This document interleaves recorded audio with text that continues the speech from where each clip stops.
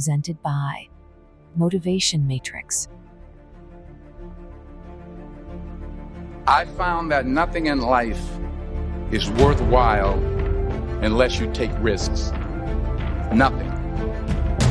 Nelson Mandela said, "There is no passion to be found playing small and settling for a life that's less than the one you're capable of living."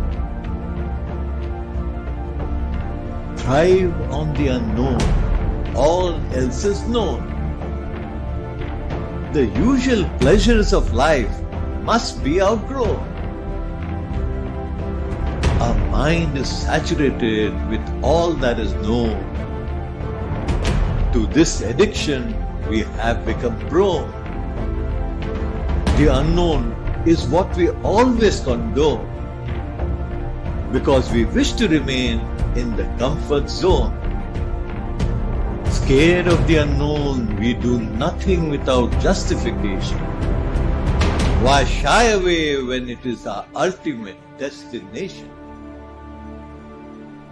Your mouth is a creative weapon. It's not a tool for distributing excuses. The first sign of a loser is an excuse. Champions take full responsibility, good or bad, for their outcomes. Tell the world one time what you're gonna do, and that's it. Spend less time talking and more time grinding. Think like a champion. Speak like a champion. And then walk it out. Grind 120 all day, every day. Stop making excuses. Champions make adjustments, not excuses. Every time you justify being average, you invite in the enemy. Mediocrity is a dream killer. Your coach, your trainer, your teacher, your boss is not the problem. It's your consistency. You gotta make a decision. How bad do you want it? Average is on the left. Success is on the right. You gotta choose which one you want. A champion's workout doesn't officially begin until pain arrives. You see, greatness is right on the other side of pain. So what are you running from it for? You say you want to be successful, then push through it. Stop making excuses and go get it. Very few battles are won under ideal circumstances. So you gotta simulate and practice the unknown so that the unexpected will not derail you. Every morning when you get up, ask yourself, how can I put myself in a place where I'll be uncomfortable? See, you have to master the unknown. You gotta master your fears. You gotta master the unexpected. So when it happens, you are prepared. Champions can push through and keep going when everyone else around them is quitting. They have immersed themselves in pain so often that they have become immune to it. Greatness is on the other side of pain. Go get it! The more you expose yourself to pain, the more comfortable you will become in its presence. A champion's workout doesn't officially start until pain arrives. Everything else is just a warm-up. A boxer can be the best technician in the world. But if he gets in the ring and the first time he gets hit, he falls apart, he's not going to be a champion, I tell you that. See, and life is just like that with us. We're good until we get hit in the face. But what separates champions from the rest is when they get hit, they keep coming. When you hit them a second time, they get stronger. And by that third time that life hits you and you're still standing, the world will know there's a champion in the ring. How bad do you want to be successful? Do you want it bad enough to get hit in the face? Because I tell you right now, that's what life's gonna do to you. It's gonna hit you when you least expect it. When you got your guard down, how will you respond? Refuse to let the world break you. Show life what a champion looks like.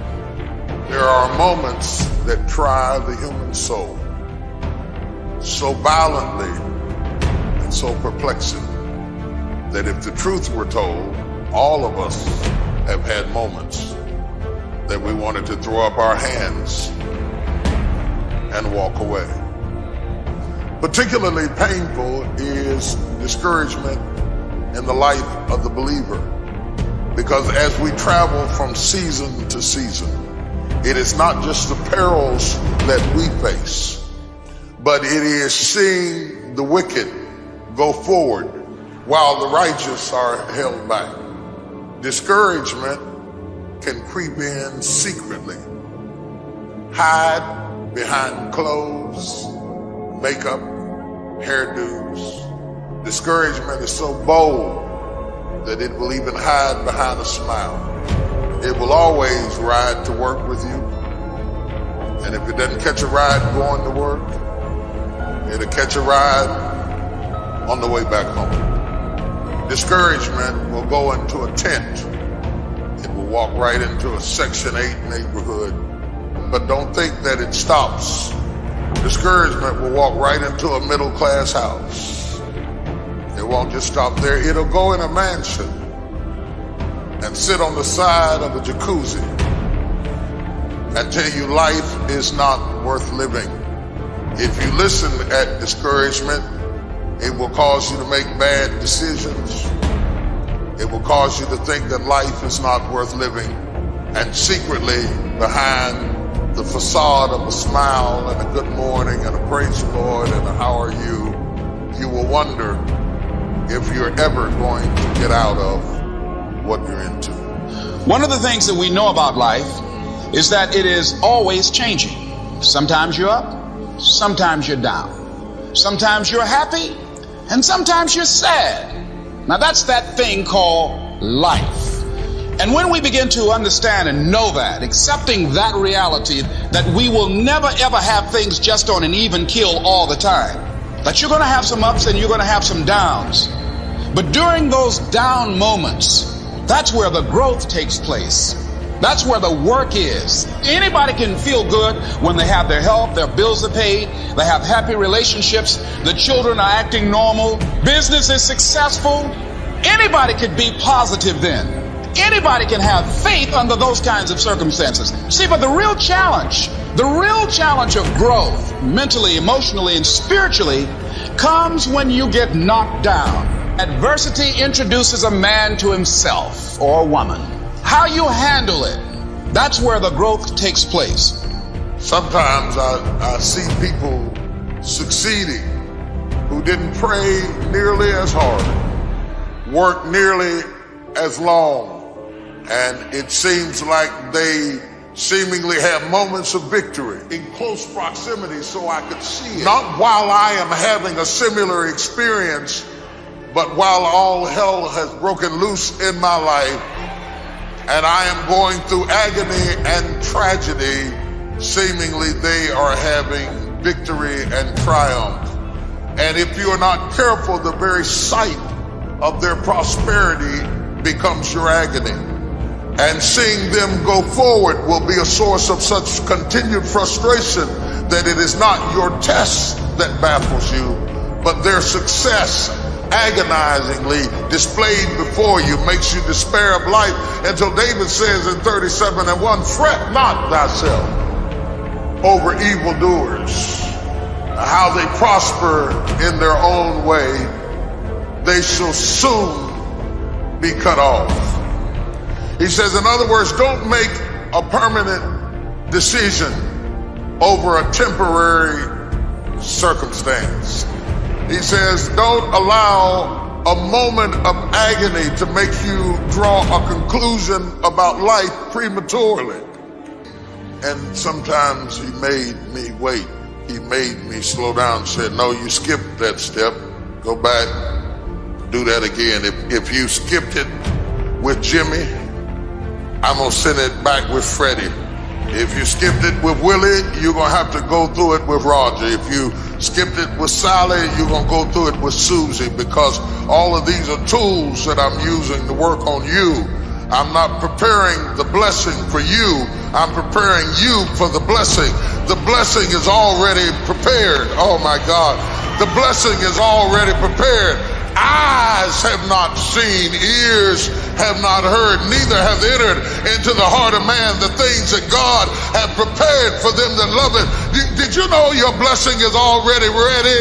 That is already in place, that God isn't fixing it up right now. It's already done, that the work doesn't have to be applied to where you're going. The work has to be applied to you so that when you get where you're going, you can handle what you gotta handle. And so, God, help me preach the steps, the steps, the steps. Touch 3 people and say, the steps, the steps, the steps. So part of beginning to get unstuck, you've got to decide that the behavior pattern that you have adopted doesn't work for you. You've got to change your strategies, and changing your strategy means reinventing your life, recreating you, and you have the power to do that. You can decide that you're going to change, that you're not going to be a wimp. So as you're in the process of reinventing your life, write a description of the kind of person that you want to be. What are the things that you must overcome? What qualities about your personality you know that you're going to have to change, because those particular characteristics are liabilities to you?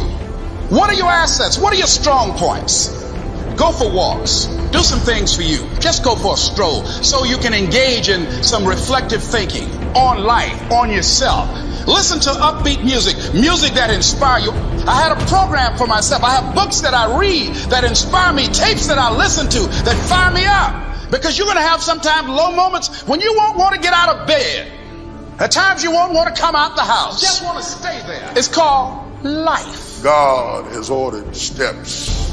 My prayer has always been, Lord, don't give me more than I can handle. I knew better. You know when to bless me. I would have done better. You know how to bless me. You know when I'm ready to be blessed. Teach me patience with the process. Go through the process. Because if you just keep on walking with God, God has a way of making everything all right.